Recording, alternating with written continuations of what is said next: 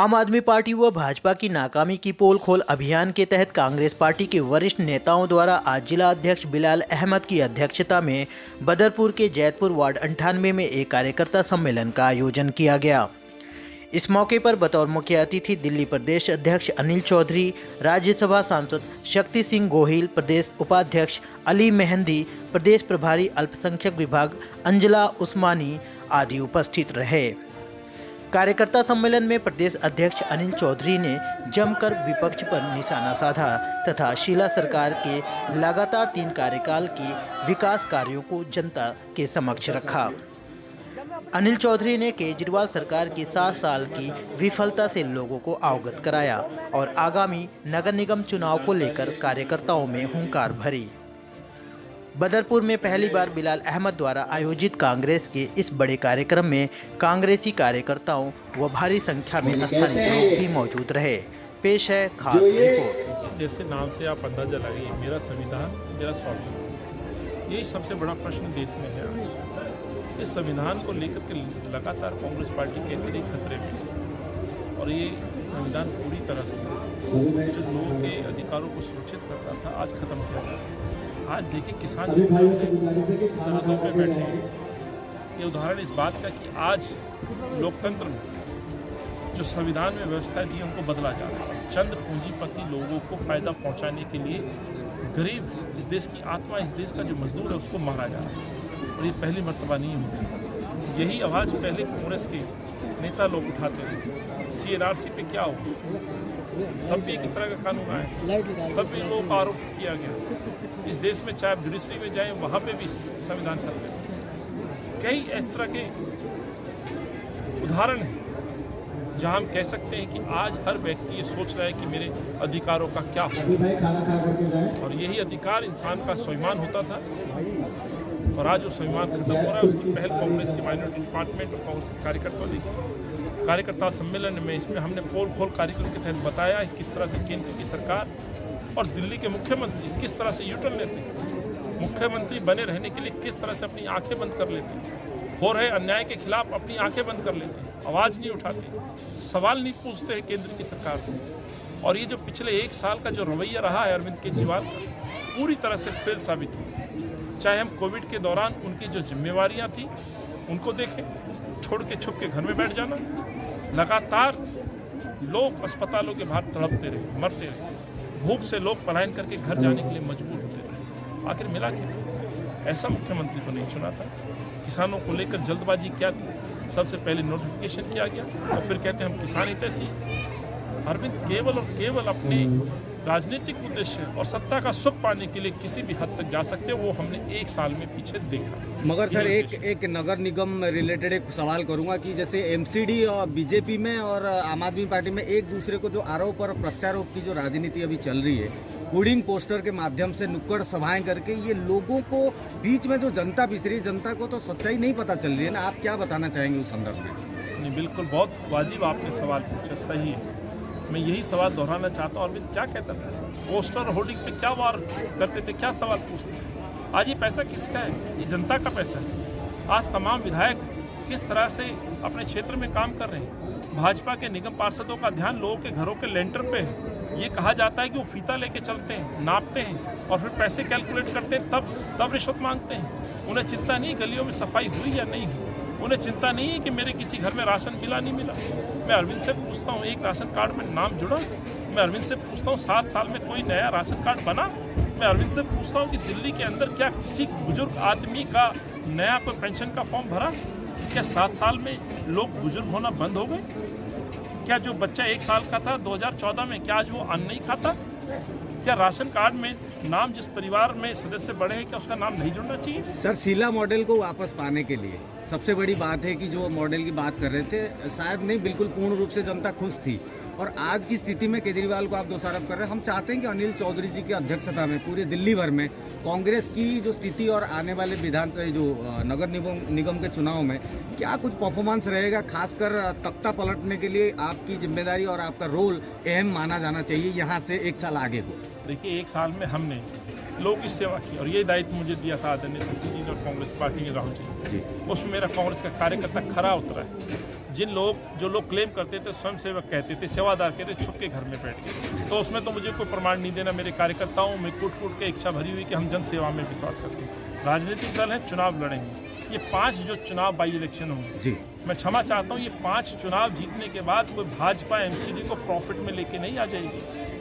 क्षमा कीजिएगा, 5 चुनाव हारने के बाद अरविंद केजरीवाल की कोई गद्दी नहीं चली जाएगी, या जीतने के बाद अरविंद केजरीवाल के लोग मेयर नहीं बन जाएंगे। लेकिन ये 5 चुनाव इनको हराने के बाद कांग्रेस को यदि ये लोग मौका देंगे तो विपक्ष को आवाज़ मिलेगी। कांग्रेस जीतेगी तो विपक्ष को ये सवाल पूछने का अधिकार होगा कि मेरा हक कहाँ गया, मेरा राशन कार्ड का क्या हुआ, मेरे राशन कार्ड में नाम का क्या हुआ, पेंशन का क्या हुआ, अरविंद तेरे वादे का क्या हुआ।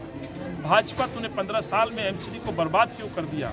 तो इनको सबक सिखाने के लिए मुझे पूरा विश्वास है कि जनता कांग्रेस के लोगों को जिताएगी और कांग्रेस पूरे दल बल के साथ, कार्यकर्ताओं के साथ वार्ड में चुनाव लड़ने जा रही है और हम जीतेंगे। ऐसा आपके टीवी के माध्यम से मेरे भाई बिलाल अहमद साहब को, जो हमारे माइनॉरिटी डिपार्टमेंट के जिला अध्यक्ष हैं, उनको मुबारकबाद देना चाहूँगा कि जिस तरीके से उन्होंने और उनकी पूरी टीम ने 2 रातों से मुसलसल मेहनत करके, किसी ने झंडे लगाए, किसी ने बैनर लगाया, किसी ने टेंट लगाया, और एक इतना शानदार प्रोग्राम इस कोरोना महामारी के चलते हुए भी, अगर कोरोना नहीं होता तो मुझे लगता है कि और 10 गुना लोग यहाँ पर होते, लेकिन एक विशाल प्रोग्राम यहाँ पर किया। तो सबसे पहले तो मैं बिलाल भाई को और उनकी पूरी टीम को मुबारकबाद देना चाहता हूँ कि आज जिस तरीके से हमारे अध्यक्ष ने भी कहा और हमें भी देखने को मिला कि जो लोग ये कहते हैं कि कांग्रेस पार्टी कहीं नहीं है बदरपुर विधानसभा के अंदर, वो आके देखें इस जैतपुर की सरजमीन पर आज जो ये मीटिंग हुई है कि कांग्रेस पार्टी ने कितना शानदार प्रोग्राम किया। बात सिर्फ भीड़ की नहीं है, बात इस बात की है कि 2 बजे से मेरी माँ बहनें, बुजुर्ग, इवन बच्चे यहाँ पर बैठे हुए थे और अब 8 बज रहा है, अभी भी लोगों का ताका लगा हुआ है। तो ये इस बात की दलील है कि लोगों के दिल में कांग्रेस थी। बेशक कुछ ना कुछ गलतियां रही होंगी, उसकी सजा कांग्रेस को मिली।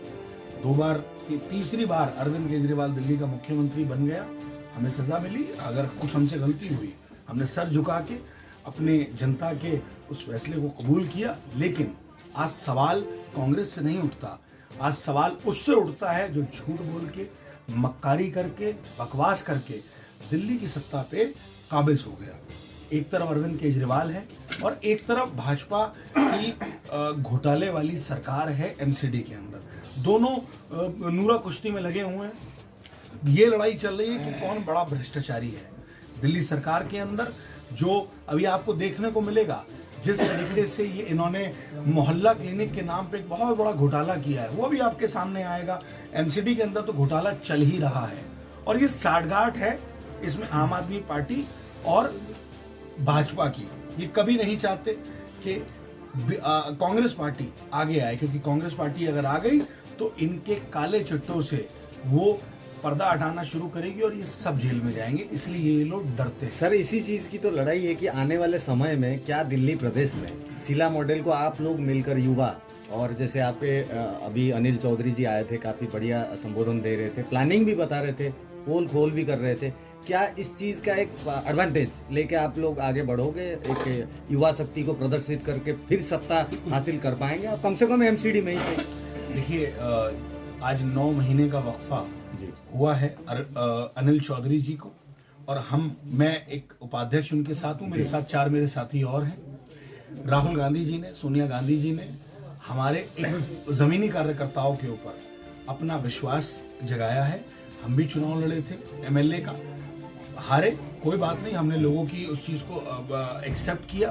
पर आज सवाल ये होता है कि जिस तरीके से शीला दीक्षित जी ने दिल्ली को सजाया था, संवारा था, निखारा था, आज दिल्ली का एक एक नागरिक उस मॉडल को याद कर रहा है। भले ही वो इस बात के लिए नहीं बोल पा रहा, क्योंकि वो खुद समझता है कि अरविंद केजरीवाल को वोट देके हमने बहुत बड़ी गलती करी। मैं आपको बताना चाहता हूँ आपके टीवी के माध्यम से, कल मैं करावल नगर विधानसभा है जहां से दुर्गेश पाठक, जो आम आदमी पार्टी के टिकटों की वितरण करने के जो मुखिया बने हुए हैं, मैं तो कहूंगा प्रभारी कम मुखिया बने हुए हैं, टिकटें जिनके दरवाजे से टिकटें बट रही हैं, जो भाजपा और कांग्रेस के लोगों पर जा जाके दौरे डाल रहे हैं कि आप आ जाओ और हमारी पार्टी से चुनाव लड़ो, क्योंकि इनके पास चुनाव लड़ने के लिए भी कॉर्पोरेशन में लोग नहीं है। मैं एक तो ये बता दूं आपको, उनकी अपनी विधानसभा के वार्ड श्री राम कॉलोनी, जहां से निगम पार्षद आम आदमी पार्टी का है, और उस पर्टिकुलर वार्ड से 90% वोट दुर्गेश पाठक को मिले थे।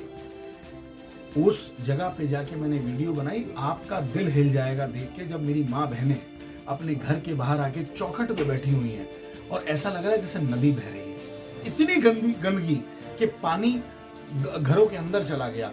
लोग रोजगार से मर रहे हैं क्योंकि अपनी दुकानें नहीं खोल पा रहे कि कौन आएगा उनसे सामान लेने के लिए। ये काम अरविंद केजरीवाल और भाजपा ने किया है। ये लोग सिर्फ वोट की राजनीति, झूठ की राजनीति करते हैं, बाकी इनके पल्ले कुछ है नहीं।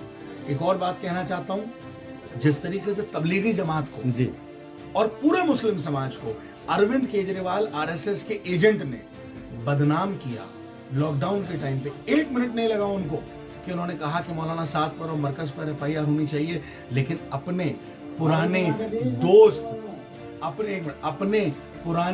दोस्त कपिल मिश्रा को भूल गए, जिसने दिल्ली के अंदर दंगा करवाया। आज तक उनके मुंह से एक नाम कपिल मिश्रा का नहीं निकला कि कपिल मिश्रा दिल्ली दंगों का मास्टरमाइंड था। उस पर एफआईआर करने में तेजी नहीं करी, लेकिन हाँ, मरकज पे एफआईआर करने में तेजी करी। अरविंद केजरीवाल के मुंह पर मुंबई हाईकोर्ट ने, मद्रास हाईकोर्ट ने और दिल्ली की साकेत कोर्ट ने करारा तमाचा मारा, ये कह के कि तबलीगी जमात का करुणा फैलाने में कोई हाथ नहीं था। तबलीगी जमात को बाइज्जत बरी करा गया। ये उनके मुंह पे करारा तमाचा है। अच्छा, ऑब्जर्वेशन की बात करते हैं, क्या लगता है अब ये जैसे आम आदमी पार्टी और बीजेपी की सांठगांठ आप बता रहे हैं, क्या लगता है अब समय आ गया कांग्रेस को आगे बढ़ चढ़ कर अपना एक वर्चस्व फिर दोबारा से जनता के बीच में बनाया जाए आप लोगों के माध्यम से? आज आपने बदरपुर के अंदर, जैसपुर के अंदर उस चीज की शुरुआत तो देख ली है। आज आपने देख लिया कि जो उत्साह था माँ बहनों में, बुजुर्गों में, युवाओं में, वो आज देखने को मिला। और वो आज ये बताता है, ये लोग कोई किराए के लाए हुए लोग नहीं थे।